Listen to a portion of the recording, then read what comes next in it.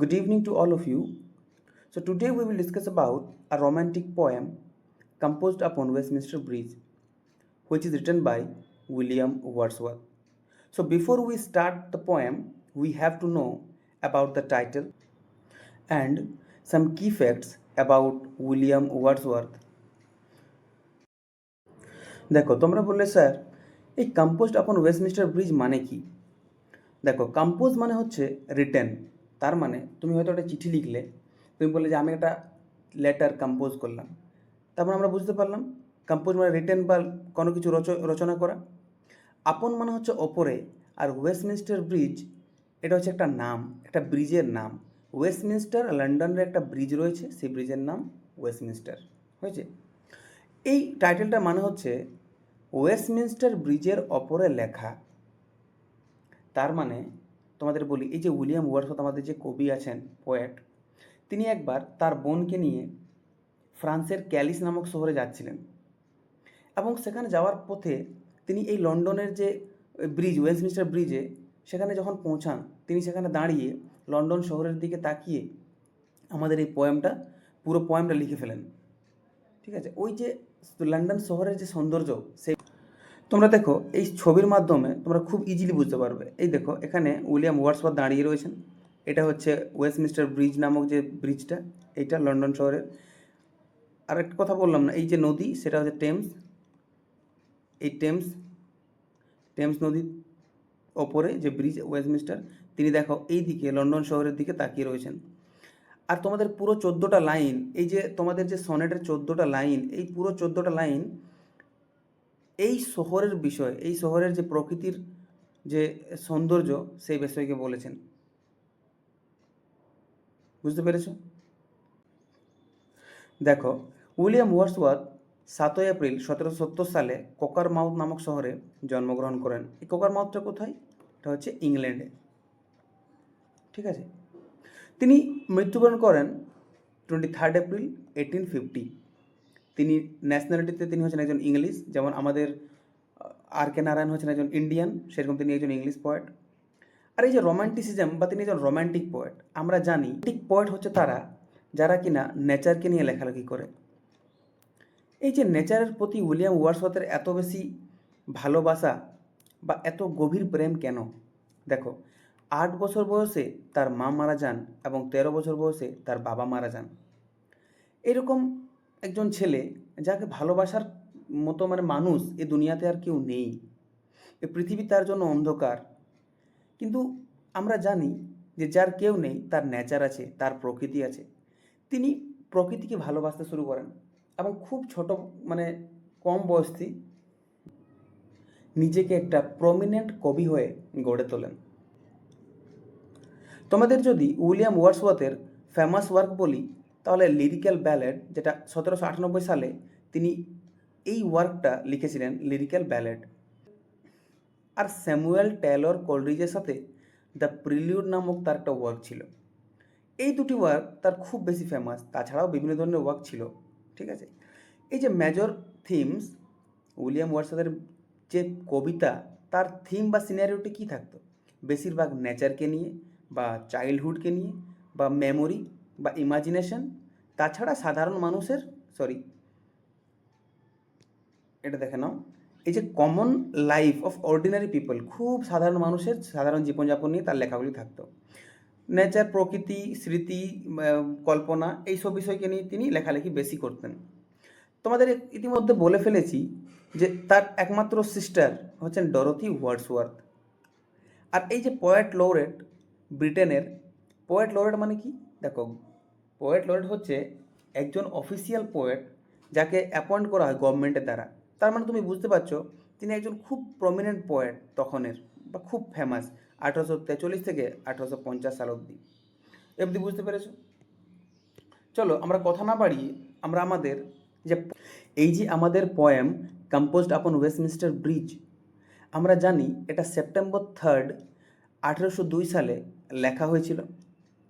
আর এটা পাবলিশ হয়েছিল ঠিক তার 5 বছর পর 1807 সালে। কিসে না? পোয়েমস ইন 2 ভলিউমস নামক একটা কালেকশনে। বুঝতে পেরেছো? তোমাদের যদি আমি জিজ্ঞেস করি যে কম্পোজড আপন ওয়েস্টমিনিস্টার ব্রিজ কোথায় ফার্স্ট পাবলিশ হয়, তাহলে পোয়েমস ইন 2 ভলিউমসে। হয়েছে। দেখো এটা একটা সনেট, 14 লাইনের সনেট। দেখো তোমাদের একটু এটা বুঝিয়ে দিই। দেখো সনেটকে আমরা দুই ভাগে ভাগ করি, ঠিক আছে? একটা হচ্ছে পেত্রার্কিয়ান সনেট,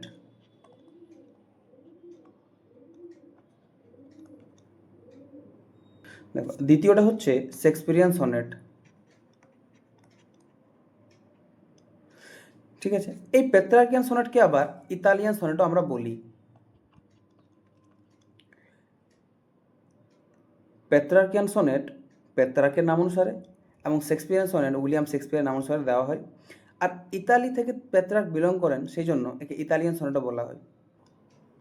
দেখো তোমরা জানো যে আমাদের এই যে পেত্রার্কিয়ান বা ইতালিয়ান সনেট, এটার স্ট্রাকচার হচ্ছে 8 আর 6, এটাকে 8টা 6টা লাইন। 8টা লাইন, প্রথমের যে 8টা লাইন যেটাকে আমরা অক্টেভ বলি, আর দ্বিতীয় যে সেকেন্ড পার্টটা সেটা আমরা সেস্টেট বলি। টোটাল আমাদের 14টা লাইন। এর রাইম স্কিম আমরা জানি A B B A C D. এই দেখো 4টা 4টে 8টা অক্টেভ, আর এটা হচ্ছে সেস্টেট 6টা। বুঝতে পারলে? তোমাদের এই সি ডি এই ব্যাপারটা আমি তোমাদের পোয়েম যখন দেখাবো তখন বলবো। এইটা বুঝতে পারলে? আর এই যে শেক্সপিয়ার সনেট আমরা জানি 4 + 4 + 4 + 2, টোটাল হচ্ছে 14টা লাইন। এটা হবে A B C D E F আর জি। এই দেখো 4 4 4 আর 2টো, টোটাল 14টা লাইন। বুঝতে পারলে? চলো, রাইম স্কিমে তোমাদের ইতিমধ্যে বলে ফেলেছি এ বি সি ডি 14টা লাইনের। আর সেটিং কোথায় না, ওয়েস্টমিনস্টার ব্রিজে, লন্ডন শহরে, আর্লি মর্নিং, ভোরবেলায়। কোথায় যাচ্ছিলেন ওই উইলিয়াম ওয়ার্ডসওয়ার্থ তার বোন ডরোথির সাথে? ফ্রান্সের ক্যালিস শহরে। বুঝতে পেরেছো? চলো আমরা টেক্সটটা দেখি, আমরা পোয়েমে চলে যাই। দেখো, আর্থ has not anything to show more fair. এর মানে কি? আর্থ মানে আমরা প্রত্যেকে জানি পৃথিবী, আর এনিথিং মানে কোনো কিছুই, নট এনিথিং মানে কোনো কিছুই নেই, টু শো মানে দেখানোর, মোর ফেয়ার মানে আরও বেশি সুন্দর। এই লাইনটা আমরা এভাবে বলতে পারি, পৃথিবীর কোনো কিছুই নেই আরও বেশি সুন্দর দেখানোর মতো। তার মানে কি? তার মানে লন্ডন শহরের যে দৃশ্যটা আমাদের উইলিয়াম ওয়ার্ডসওয়ার্থ ওই টেমস নদীর উপরে যে ওয়েস্টমিনস্টার ব্রিজে দাঁড়িয়ে যে দৃশ্যটা দেখছেন, সেটাকে তিনি এক্সাগারেট করে বা বাড়িয়ে এত বেশি বলছেন যে আমাদের বিশ্বাস হচ্ছে না। তিনি বলছেন যে পৃথিবীর আর কিছুই নেই যাকে আরও বেশি সুন্দর দেখা যায়, টুসো দেখায়। এর মানে কবি বলতে চাইছেন যে এটাই যেন পৃথিবীর সব থেকে শ্রেষ্ঠ দৃশ্য, আর পৃথিবীতে কোনো কিছু নেই এত সুন্দর দেখার। এটা কি আদৌ সম্ভব? কিন্তু কবি আমাদের এখানে এটাই বলছেন যে এটাই দৃশ্যের মধ্যে সর্বে সর্বা, এটাই শ্রেষ্ঠ দৃশ্য। দ্বিতীয় লাইন দেখো, dull would he be of soul who could pass by a sight so touching in its majesty. দেখো এই লাইনটা আমরা এভাবে পড়বো, এই যে এটা, he would be dull of soul. Soul মানে কি? সোল মানে হচ্ছে আত্মা, আমরা জানি। আর ডাল মানে হচ্ছে নির্বোধ, যার কোনো সেন্স নেই, সে কিছু বুঝতে পারে না। এই লাইনটার মানে হচ্ছে যে তার আত্মাকে আমরা নির্বোধ বলবো, ঠিক আছে? সে আত্মার দিক থেকে নাকি নির্বোধ। হু কুড পাস বাই, যে কিনা এড়িয়ে চলে যাবে, কোনো গুরুত্বহীন হয়ে ওটা দেখবে, কোনো না বুঝেই এড়িয়ে চলে যাবে। কোনটা? ওই লন্ডনের যে দৃশ্যটা, সেই sight so touching in its majesty. Majesty মানে কি? ম্যাজেস্টি মানে হচ্ছে বিউটি। আর এ সাইট মানে কোন সাইট, কোন দৃশ্যের কথা বলা হয়েছে? সাইট মানে দৃশ্য, কথার কোন দৃশ্য? লন্ডন শহরের দৃশ্য। এই লাইনটার মানে হবে, দেখো, এ সাইট মানে হচ্ছে লন্ডন শহরের যে দৃশ্যটা, সেই দৃশ্য। সো টাচিং মানে এত বেশি মন ছোঁয়া, আর ইটস ম্যাজেস্টি তার ওই যে বিউটি বা সৌন্দর্যের।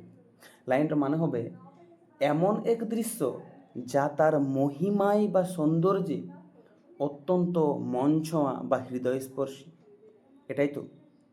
তার মানে আমরা এই তিনটে লাইনকে একসাথে এটা বলতে পারি যে পৃথিবীর আর কোনো কিছু নেই যাকে আরও বেশি সুন্দর দেখা যায়, তার আত্মাকে বরং আমরা নির্বোধ বলবো, যে কিনা এড়িয়ে চলে যাবে এমন একটা মহিমাপূর্ণ বা একটা মানে আনন্দময় দৃশ্যকে অনুভব না করে। এটাই তো বলছে। আশা করি তোমরা বুঝতে পারলে। এরপর দেখো, দিজ সিটি নাও ডাজ, ডথ মানে হচ্ছে does, like a garment, garment মানে কি, একটা পোশাক, উইয়ার মানে একটা পোশাক যেন পরে রয়েছে। দেখো দিজ সিটি, এই সিটি কোনটা, এই সিটি আবার ওই লন্ডন শহরকে বলছে এই সিটি, দিজ সিটি। আর এ সাইড একটা দৃশ্য, কোন দৃশ্য, লন্ডন শহরের দৃশ্য এটাই। আর দিজ সিটি কোন শহর, লন্ডন শহর। নাও ডাজ যেমন এখন, এখন মানে কখন, ওই যে মর্নিং, তোমরা পাবে ওইটা মানে ভোরবেলায়, এই তো এই যে এখানে মর্নিং, সকালবেলায় ভোরবেলায় কী করেছে এই সিটি এখন, যেমন একটা পোশাক পরে রয়েছে। ঠিক আছে, উইয়ার, গার্মেন্ট উইয়ার মানে একটা পোশাক পরে রয়েছে। The beauty of the morning silent bare, এই দুটো লাইনের কী মানে স্যার, এই দুটো লাইন দেখো, এটা বলছে এই শহর মানে লন্ডন শহর এখন পোশাকের মতো মানে জড়িয়ে নিয়েছে। কি জড়িয়ে নিয়েছে, সকালের বা ভোরের সৌন্দর্যকে, যেটা শান্ত আর উন্মুক্ত, বেয়ার মানে হচ্ছে আনকভার, যেটা কভার করা নেই, খোলা, যেটা শান্ত বা নীরব আর উন্মুক্ত। বুঝতে পারলে? এই যে লন্ডনের যে দৃশ্যটা, এখানে আমরা এখন দেখব, তিনি ওই যে ব্রিজের উপর দাঁড়িয়ে তিনি দেখতে পাচ্ছেন শিপ, টাওয়ার্স, ডোমস, থিয়েটার্স আর টেম্পলস, এই পাঁচটা জিনিস অবস্থিত, লাই মানে অবস্থিত রয়েছে। এই যে জিনিসগুলো যেমন জাহাজ, টাওয়ার মানে হচ্ছে গম্বুজ, আর ডোমস, সরি জাহাজ, টাওয়ার মানে হচ্ছে মিনারগুলো, আর ডোমস মানে হচ্ছে গম্বুজ, গম্বুজ মানে অর্ধাবৃত্তাকৃত যে থাকে না এরকম মন্দির বা মসজিদের মাথায় উপরে হয়তো থাকে, সেইগুলোকে বলছে। আর থিয়েটার রয়েছে, রঙ্গমঞ্চ রয়েছে, আর টেম্পলস তোমরা প্রত্যেকে জানো, যার মানে হচ্ছে মন্দির। এগুলো কেমনভাবে রয়েছে দেখো, open আনটু the fields and to the sky.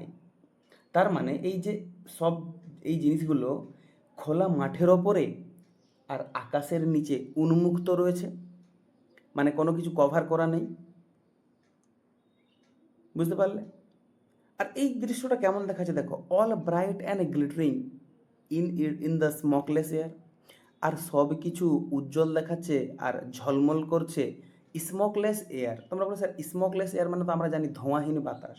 তিনি কেন এখন বলছেন এই যে ভোরবেলার সময়টাকে তিনি ধোঁয়াহীন বাতাস কেন বলছেন বা বিশুদ্ধ বাতাস কেন? দেখো এখনও কিন্তু এই সকালের যে তাড়া, সরি এখনও যে দিনের যে কাজ, যেমন তোমাদের কলকারখানার যে ধোঁয়া সেটা নির্গত হচ্ছে না। এখন এই যেমন স্টিমার জাহাজগুলো এখনও মানে স্টার্ট হয়নি বা মানুষ এখন যাতায়াত করছে না, গাড়ি ঘোড়া কোনো কিছু চলছে না রাস্তায়, খুব শান্ত মেজাজ, খুব শান্ত হয়ে আছে একটা। তার মানে আমরা এটা বলতে পারি এই যে সকালের বা ভোরের যে সৌন্দর্য সেটা খুবই মনোরম দেখাচ্ছে, এত বেশি মনোরম দেখা যাচ্ছে যে কবি বিশ্বাস করতে পারছেন না যে পৃথিবীতে এর থেকে বেশি কোনো সুন্দর, বেশি সুন্দর দেখার মতো আছে কি না তিনি জানেন না। এই স্মোকলেস এয়ার দেখে আমরা বলতে পারি যে কলকারখানা বা যানবাহনের চলাচল এখনও তো শুরু হয়নি, তাই তো বাতাস বিশুদ্ধ বা ধোঁয়াহীন, তাই না? এইটা তোমাদের এখানে অবধি তোমাদের 8টা লাইন হয়ে গেছে অলরেডি। দেখো তোমরা অক্টেভ কমপ্লিট করে ফেলেছো। এরপর তোমরা শেষ স্টেটটা পড়বে। এই 8টা লাইনকে যদি আমরা একসাথে বলি তাহলে এভাবে বলবো, দেখো পৃথিবীর আর কোনো কিছু নেই যে কে এর থেকে বেশি সুন্দর দেখা যায়, তার আত্মাকে বরং আমরা নির্বোধ বলবো, যে কিনা এড়িয়ে যায় এমন এক দৃশ্য যা তার মহিমা অত্যন্ত হৃদয় ছোঁয়া। আর এ শহর মানে লন্ডন শহর এখন পোশাকের মতো তার শরীরে জড়িয়ে নিয়েছে ভোরের সৌন্দর্য আর নীরব উন্মুক্ত, তাই তো? আর এই যে জাহাজ, মিনার, গম্বুজ, রঙ্গমঞ্চ আর মন্দিরগুলি খোলা মাঠের ওপরে আকাশের নিচে উন্মুক্ত রয়েছে, আর সব কিছু উজ্জ্বল আর ঝলমল করছে ধোঁয়াহীন বাতাসে। বুঝতে পেরেছো? এই অবধি তোমাদের ক্লিয়ার হয়েছে? চলো আমরা নেক্সট শেষ স্টেট, যেটা আমাদের 6টা লাইন, এগুলো দেখে নিই। দেখো এগুলো সিডি সিডি করে যাচ্ছে, সিডি সিডি তোমাদের এগুলো বলে দিলাম। সিডিসিটা দেখে স্টিপ, ডিপ, এগুলো মিল থাকবে। হিল আর উইল, এটা সি সি ডি ডি, এভাবে সি সি, এইরকম এইরকম হয়ে থাকবে মিল। আর ডি এর সাথে ডি এর সাথে ডি, দেখো স্টিল, উইল আর হিল, স্টিপ, ডিপ আর স্লিপ, এগুলো মিল খাচ্ছে। তো এটাকে বলা হচ্ছে রাইম স্কিম, যাতে কবিতা আবৃত্তি করতে তোমাদের খুব সুন্দর হবে, বাড়িতে সুর দিয়ে পড়বে, ভালো লাগবে। দেখো এটা দেখো, never did sun more beautiful steep in his first splendour. এটা মানে কি? এটা মানে দেখো, নেভার ডিড সান মানে কোনোদিন সূর্য করেনি, কি করেনি? মোর বিউটিফুলি স্টিপ করেনি। স্টিপ মানে দেখো, স্টিপ মানে হচ্ছে সিক্ত করা, বা আমরা এটা বলতে পারি তা হয়ে প্রতিফলন করা, সোজাসুজি একেবারে এসে যেমন সূর্যের কিরণ দেয়, সেটাকে বলছে steep. In his first splendour, তার প্রথম স্প্লেন্ডার। স্প্লেন্ডার মানে কি? স্প্লেন্ডার মানে হচ্ছে আলোর কিরণটা। যে সূর্য কখনো তার প্রথম কিরণে এর চেয়ে বেশি সুন্দর করে তার উপত্যকা, পাহাড় পর্বতের ওপর তার প্রথম কিরণের আভা ফেলেনি বা সোজাসুজি আসেনি, এটাই তো। নেভার শো আই, তার মানে কি? আই নেভার শো মানে আমি কোনো দিন দেখিনি। শো মানে কি? দেখা, আমি কোনোদিন দেখিনি। আর ফেল্ড মানে হচ্ছে ফিল থেকে ফেল্ড এসছে, অনুভব করিনি, মানে আমি কোনোদিন দেখিনি, কোনোদিন অনুভব করিনি। এ কাম সো ডিপ, এত শান্ত, এত গভীর শান্ত। তার মানে কবি বলছেন যে আমি কোনোদিন দেখিনি, কোনোদিন অনুভব করিনি এত গভীর প্রশান্তি বা এত শান্তি। The river glideth at his own sweet will. আচ্ছা, রিভার, কোন রিভারের কথা তোমাদের আমি বলেছি? এই রিভার কোন রিভার? টেমস রিভার, যেটা ওয়েস্টমিনস্টার ব্রিজের নিচ দিয়ে বেরিয়ে যাচ্ছে। গ্লাইডেথ মানে কি? গ্লাইডেথ মানে বয়ে চলেছে, মানে তাকে কেউ আটকানোর কেউ নেই, সে বিন্দাস হয়ে চলে যাচ্ছে, বয়ে চলেছে। হিজ ওন সুইট উইল, তার সুইট উইল মানে কি? উইল মানে হচ্ছে ইচ্ছা মতো। তার মানে এই যে টেমস রিভার বয়ে নিজের ইচ্ছা মতো বয়ে চলেছে, এটাই তো বলছে। তোমাদের যদি বলি তাহলে নদী ইচ্ছা মতো কেন বইতে পারছে বলো তো? কারণ তার সেই যে বইছে তার পথে বাধা দেওয়ার মতো জাহাজ, স্টিমার বা কোনো রকমের কোনো নৌকা নেই। সে এখন একা আছে, সে একা একা শান্ত মনে ইচ্ছে মতো বয়ে চলেছে। তারপর কবি দেখো, ডিয়ার গড এরপরে একটা বিস্ময়সূচক বা এক্সক্লেমেশন মার্ক রয়েছে। এর মানে হচ্ছে যে কবি এখানে বলছেন তিনি ঈশ্বরকে গভীর বিষয় এবং আবেগে সম্ভাষণ করে বলেছেন, মানে কিছুটা বলতে চাইছেন। কী বলছেন দেখো, যে এই হাউসগুলি, এই বাড়িগুলি সিমস এসলিপ, মনে হচ্ছে এখনও ঘুমোচ্ছে। কথার বাড়িগুলি, এই লন্ডন শহরের বাড়িগুলি এখনও যেন কেমন মনে হচ্ছে? যেন ঘুমিয়ে রয়েছে। অ্যান্ড অল, এই লাইনটা সোজা মানে আমরা এভাবে বলতে পারি যে হে ঈশ্বর, ও গড, ডিয়ার গড, হে ঈশ্বর, ওই বাড়িগুলি মনে হয় ঘুমিয়ে রয়েছে, লন্ডনের বাড়িগুলি যেন ঘুমিয়ে রয়েছে। তারপর লাইন বলছেন and all that mighty heart is lying still. আর ওই যে মহৎ হৃদয়, মাইটি হার্ট, মহৎ হৃদয় এখনও যেন লাইং মানে কি? নিদ্রামগ্ন হয়ে, স্টিল মানে পর্যন্ত, এখন পর্যন্ত। লাইনটা মানে, এই দুটো লাইনের মানে হচ্ছে হে ঈশ্বর, ওই বাড়িগুলি মনে হয় ঘুমিয়ে রয়েছে, আর ওই মহৎ হৃদয় এখনও নিদ্রামগ্ন। মহৎ হৃদয়, এই যে মাইটি হার্ট, কাকে বলা হচ্ছে মাইটি হার্ট? এটা লন্ডন শহরকে বলছেন কবি। কেন? ইউরোপের রাজধানী বা ক্যাপিটাল হচ্ছে লন্ডন। এই লন্ডন শহরকেই এত বেশি সৌন্দর্য দেখাচ্ছে। যদি আমি জিজ্ঞেস করি যে কেন এরা এরা এখনও নিদ্রামগ্ন বা ঘুমিয়ে আছে, তার তোমরা বলবে যে স্যার, আমরা জানি যে এখনও মানুষজনের হইচই বা কলকারখানার ওই যে শব্দ, বা গাড়ি, ট্রাম, জাহাজ, কোনো কিছু শব্দ শোনা যাচ্ছে না। সব জায়গা এখন নীরব, চুপচাপ, শান্ত, প্রশান্তিময় হয়ে আছে। বুঝতে পেরেছো? আশা করি তোমরা এটা বাড়িতে নিজেরা পড়বে। Stay happy, stay well, good bye.